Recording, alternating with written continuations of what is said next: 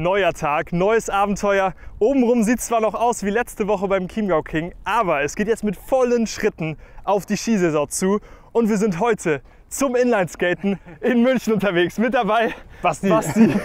Genau, auf der Theresienwiese sind wir. Wie geht's dir? Ey, soweit super. Wir haben perfektes Wetter. Ja. Richtig schön hier auf der Theresienwiese. Da ist die Bavaria, die habt ihr gerade schon im Hintergrund von Marius gesehen. Zwar kein Oktoberfest, aber dafür üppig Platz. Wir müssen uns erstmal wieder einfinden auf die Skates. In der Jugend waren wir häufiger unterwegs, aber es ist jetzt gerade mal ein neues Trainingsgerät und übrigens perfekt für die Skisaison, weil du ja dieses Skaten an sich auch bei den Schlittschuhschritten hast und einfach Spurtreue. Das ist eine sehr gute Vorbereitung auch für die Beine und für das ganze Koordinative. Das wollen wir heute auch ausprobieren. Mit dabei im Video sind auch verschiedene Orte Münchens, also auch eine kleine Stadtrundfahrt. Marienplatz haben wir vor, Odeonsplatz. Wir werden in den Olympiapark fahren und da freuen wir uns schon sehr drauf. Bevor es richtig losgeht, eine Frage an dich. Warst du schon mal auf Inline-Skates unterwegs? Schreib es gerne in die Kommentare. Genau, ja, ich will mir jetzt auch Tastatur schnappen. Dann würde ich eingeben, ich glaube mit 6 Jahren war ich das letzte Mal skaten im Kindergarten. Und ja, das war schon witzig. Ja, kurz verschaffen wir uns erstmal einen Eindruck.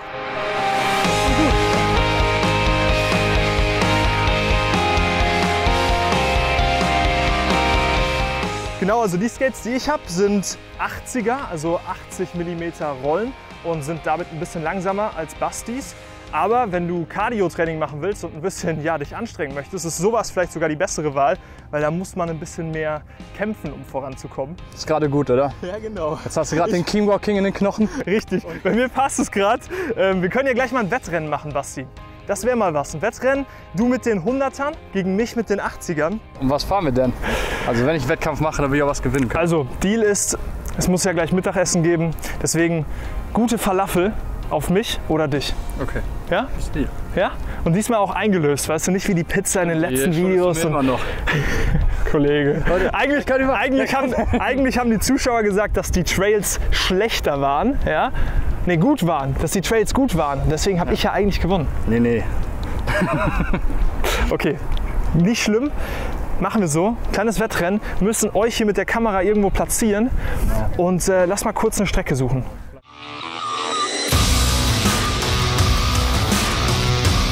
So, wir machen es jetzt so. Ihr seid die Ziellinie mit der Kamera. Basti und ich nehmen Abstand und auf der gleichen Höhe starten wir natürlich. Dann geben wir beide alles und ja, dann entscheidet das Bild.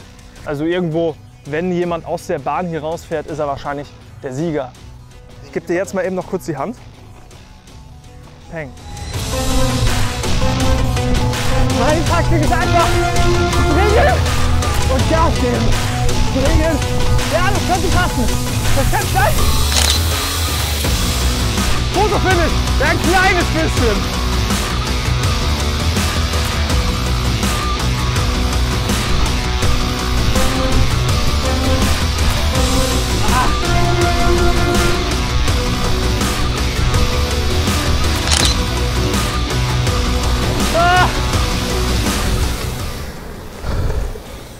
Cool, guter Test und gutes Rennen.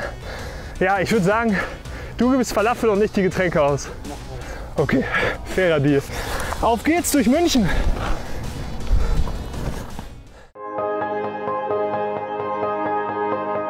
Erster Spot, Isar. Der Fluss in der Stadt, wo du auch drin baden kannst, auch mit guter Strömung musst du gut aufpassen. Und es gibt natürlich auch noch die Eisbachwelle, die ist wahrscheinlich den meisten von euch auch bekannt im englischen Garten beim Eisbach, wo die Surfer unterwegs sind. Wir haben aber hier an der Isar den Radweg, den man auch perfekt mit Inline-Skates fahren kann und natürlich einige Spaziergänge auch hier möglich. Das machen wir jetzt erstmal, los geht's. Da vorne St. Max, auch genannt das Münchener Notre Dame. Sieht zumindest ein bisschen ähnlich aus. War ich noch nie drin in der Kirche, aber sieht von außen sehr gut aus.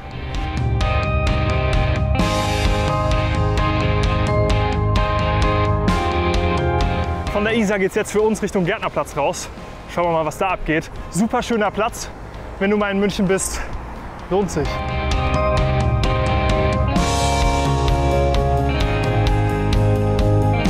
Kurzer Eindruck, Bastian, Skaten in der Stadt? Am Anfang ein bisschen gruselig, natürlich, es stehen Autos her. Und es braucht halt guten Teer. So ist alles cool. Ja. So gepflastert. Ist schwierig. So lala, ja. Genau. Muss man natürlich konzentrieren. Ja, genau, also man kommt gut voran, das auf jeden Fall. Ja. Sieht die Sachen schön, ist irgendwie anders unterwegs, aber klar, der Straßenverkehr, man weiß nicht so ganz, ist man jetzt Fahrradfahrer, ist man Fußgänger? Es gibt ja keine so ganz korrekte Regelung, verbessert mich da, wenn es da eine gibt. Man ist halt noch mal gefühlt kleiner als mit dem Fahrrad. Genau. Ja, wir haben auf jeden Fall grün. Okay, auf geht's. Ja, Bocksteinpflaster, auf geht's. Den Markt kennen wahrscheinlich viele von euch, Viktualienmarkt, aber für uns ist hier Ende mit den Inline-Skates. Einmal ist der Bocksteinpflaster, da gehst du nur unglaublich komisch über den Markt und zweitens ja, einfach Marktbereich, Fußgängerzone. Das heißt, wir fahren außen rum und dann geht's zum Alten Peter und zum Marienplatz. Easy, ne? Ja? Okay, let's go. Okay, auf geht's.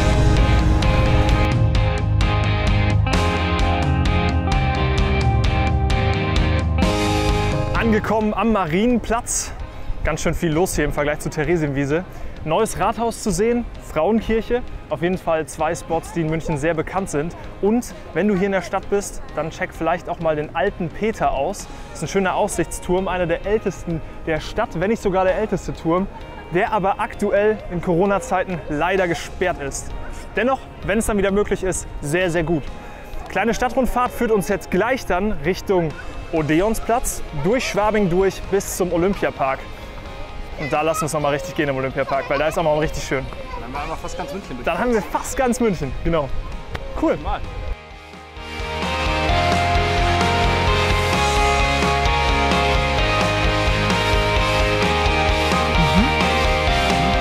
Okay, gegessen haben wir.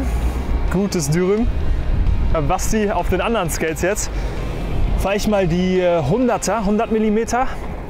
Man merkt direkt, es ist nicht so leicht im Wenden. Also diese kleinen Bewegungen sind deutlich schwerer. Spurtreuer. Basti hatte gerade eben direkt einen ganz guten Vergleich. Das ist eher so der Slalom-Ski und das eher so der Riesenslalom-Ski. Also du bist mit den roten hier deutlich mehr in der Linie. Es ist schwerer, die in die Kurve hineinzubringen. Und da mit so kleineren 80 mm bist du viel wendiger unterwegs und kannst so ja, zickzack durch die Stadt. Zickzack.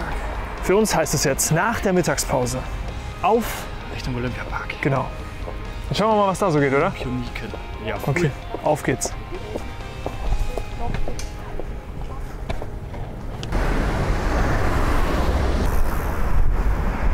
Servus.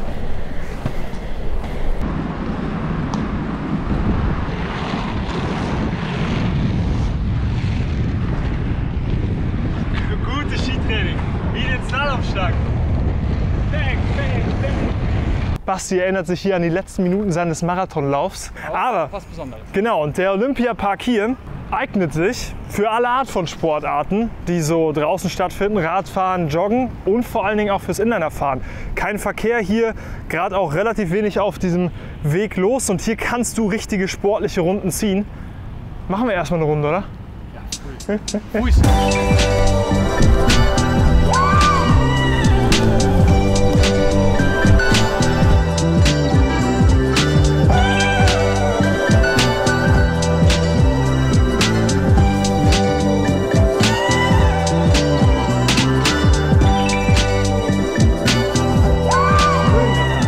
Geschafft.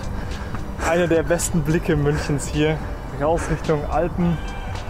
Wir sehen auch die Frauenkirche Marienplatz, wo wir drüben ganz zu Anfang oder in der Mitte des Videos waren. Ich glaube, insgesamt haben wir jetzt schon so unsere 6 bis 7 Kilometer hingelegt mit den Skates. Und es ging recht zügig, oder? Ey, absolut. Es geht richtig zügig. Man muss immer ein bisschen aufpassen bei den Schienen oder wenn es halt mal nicht eine schön gebügelte Piste ist. Ja. Aber ansonsten geht das richtig zuppig durch. Ja, also man muss schon sagen, der Isar-Radweg zum Beispiel als Runde oder hier im Olympiapark, da geht es richtig gut. Da sind gut geteerte Straßen, kein Verkehr. Aber im Stadtverkehr immer Obacht, wie du eben schon gesagt hast, keine Knautschzone.